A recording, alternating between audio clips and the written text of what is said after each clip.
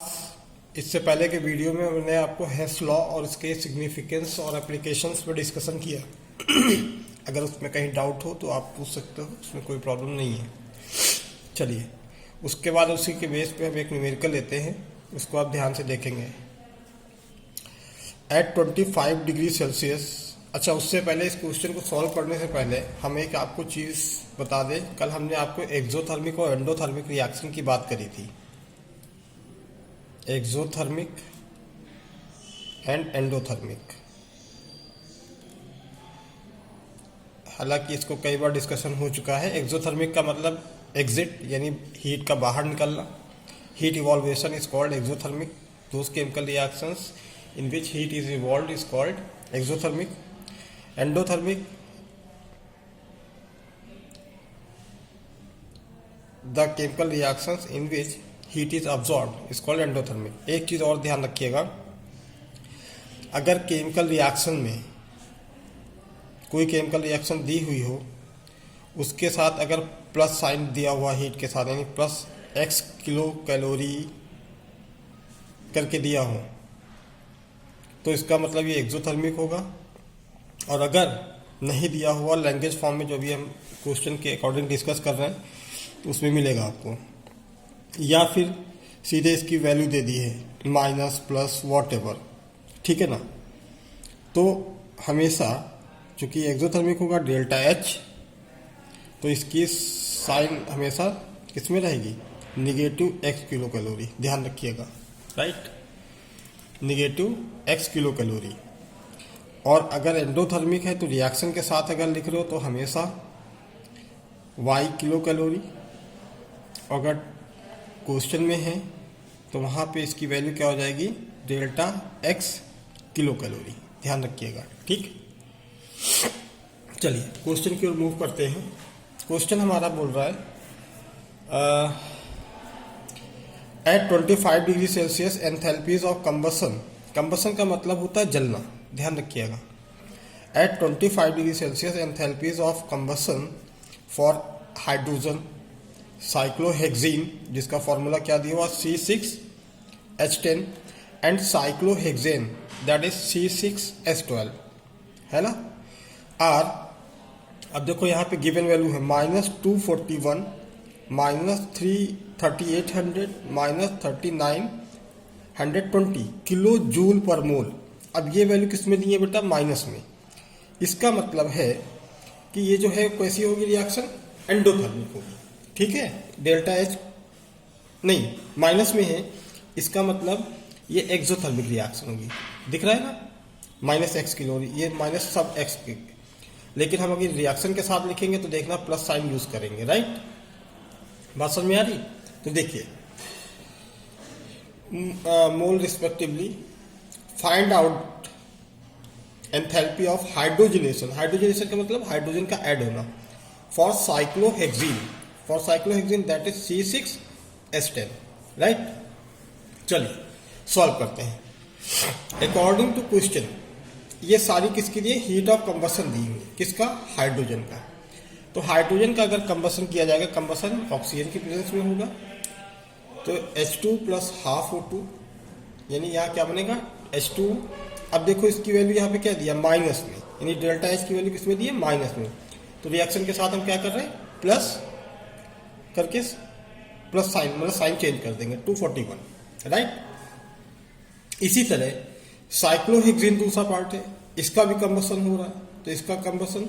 अभी देखो 17/2 O2 का झमेला आ रहा होगा, ठीक है। केवल 1 मोल के लिए हम लोग बात करते हैं बेटा। तो यहां पे अगर देखें, H2 और ऑक्सीजन के साथ रिएक्शन करके HO तो बनाता नहीं, हमेशा H2O ही बनाएगा, ठीक है। तो ये वाटर बनाएगा, तो यहाँ पे ऑक्सीजन की कितनी नीड है, 1। तो यहाँ पे 1 तो O, सिंगल O तो लिखा नहीं जा सकता, दैट्स वाई हाफ O2, यानी हाफ ऑफ कैंसिल हो जाएगा, H2O, ठीक। इसी तरह C6H10 हमने 17/2 O2 बाद में लिखा है, पहले आप खाली O2 रख के करिए। देखिए C6H10, इसको थोड़ी देर हटा दीजिए, अभी ध्यान में मत रखिए, प्लस O2। अब यहाँ पे कार्बन कितने हैं, 6, तो 6CO2, हाइड्रोजन कितने हैं, 10, तो 5H2। ठीक है, कोई भी ऑर्गेनिक कंपाउंड होगा तो अगर कंबसन होता है तो उसमें कार्बन डाइऑक्साइड और वाटर के फॉर्म में ही एग्जिट करेगा। अब यहाँ पे कार्बन और हाइड्रोजन तो हमारा बैलेंस हो गया। ऑक्सीजन की बात करते हैं तो 6 2 जा 12 और 5 2 जा 5 1 जा 5, 12, यहाँ पे 12 हो गया ऑक्सीजन, यहाँ पे 5, कितना हो गया 17 ऑक्सीजन। तो 17 O तो लिखा नहीं जाएगा, जैसे 1 O नहीं लिखा जाएगा, वैसे ही इसको क्या किया 17/2O2, यानी 2 कैंसिल 17 O, राइट। इसी तरह इसको भी राउंड ऑफ कर लो, अभी मत देखो। दूसरा क्या दिया साइक्लोहेक्सेन, जिसका फॉर्मूला क्या है C6H12 प्लस O2। तो यहाँ पे कार्बन कितने हैं 6, तो 6CO2, हाइड्रोजन कितने हैं 12 प्लस 6H2O, राइट। इनकी वैल्यू भी देखो, यहाँ पे सब माइनस दी है तो यहाँ पे सारी जो है वैल्यू किस में हो जाएंगी, प्लस में हो जाएंगे। अब यहाँ पे 9 कैसे लिखा गया वो चेक करो। 6 2 जा 12 और 6 1 जा 6, 12 और 6 18, तो 18 ऑक्सीजन आ रही है। तो हमें यहाँ पे क्या करना पड़ेगा 9O2, यानी 9 2 जा 18, यहाँ पे 9/2 नहीं किया जाएगा, राइट। अब क्या करना है, पूछा गया है question, find out the enthalpy of hydrogenation for the cyclohexene, यानी C6H12 पे हाइड्रोजनेशन होगा। तो देखो C6H10 जो कि आपका क्या है साइक्लोहेक्सीन, ठीक। इसका हाइड्रोजनेशन कराया तो 2 हाइड्रोजन इसमें ऐड हो जाएंगे, क्या बनेगा साइक्लोहेक्सेन C6H12। ये बात समझ पा रहे हो बेटा। अब क्या करना है, इसके लिए हमें फाइंड करना है। तो अब ऊपर वाली इक्वेशन और इसको टैली करना होगा। तो देखो हमने इसको इक्वेशन 1 मान लिया, इसको इक्वेशन 2, इसको इक्वेशन 3, दिख रहा है ना सभी को 1 2 3। अब हम बात क्या करते हैं, इसके लिए बात कर रहे हैं C6H12 H10 प्लस H2, इसी के लिए हमें पता करना है। तो देखो हमारे रिएक्टेंट साइड में क्या होना चाहिए C6H10 यानी साइक्लोहेक्सीन होनी चाहिए और हाइड्रोजन होनी चाहिए। तो यहाँ पे जैसे दिया है साइक्लोहेक्सीन C6H10 और हाइड्रोजन, ये तो ऐसे ही रहेंगे, इसमें कोई चेंज नहीं होगा। तो हमने लिखा है इक्वेशन 1 प्लस इक्वेशन 2, आपस में इनको ऐड कर लेंगे, रिएक्टेंट साइड में रहेंगे। ये किस साइड में, प्रोडक्ट साइड में। तो ये चूंकि ऊपर वाली जो रिएक्शन हमने बनाई है अकॉर्डिंग टू क्वेश्चन, तो इसका कंबसन हो रहा है, तो ये रिएक्टेंट साइड प्रेजेंट है, इसको हमें उधर भेजना है। उधर भेजना का मतलब इक्वेशन नंबर 3 को हमें क्या करना पड़ेगा, प्लस करनी पड़ेगी, लेकिन साथ में रिवर्स करके लिखना पड़ेगा।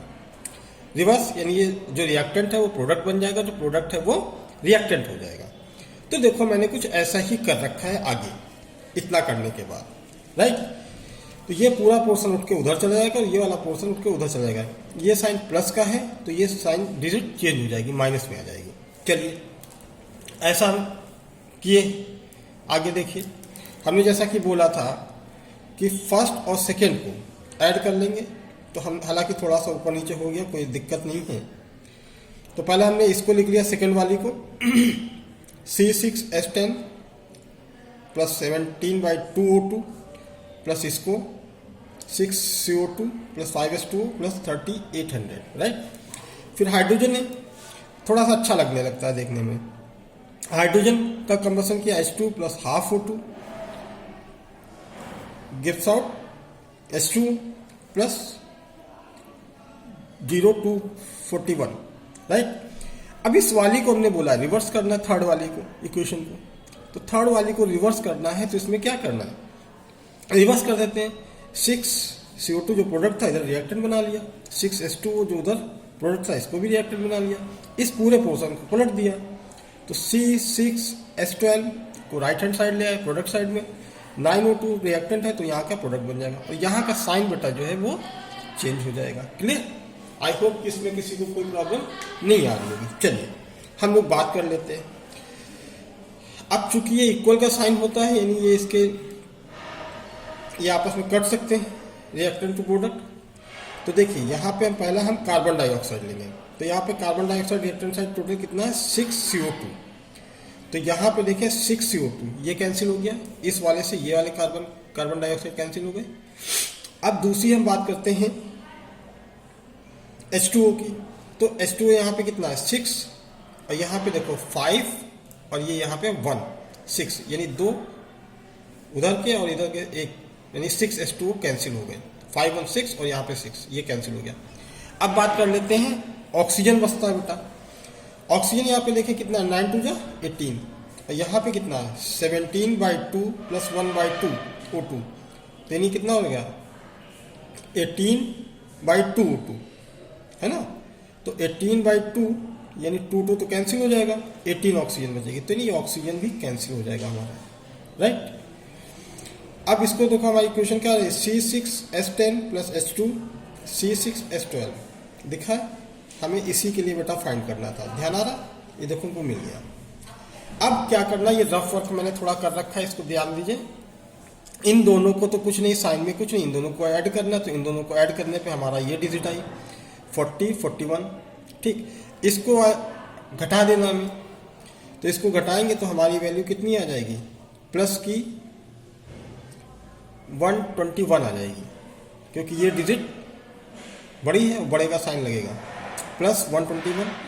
तो रिएक्शन के साथ लिखेंगे तो प्लस 121, जैसा कि हम ऊपर भी करते आए थे, लेकिन डेल्टा एच की वैल्यू जो होगी वो किस में हो जाएगी, माइनस की, यानी ये कैसी रिएक्शन है, एक्सोथर्मिक। आई होप कि सभी को क्लियर होगा।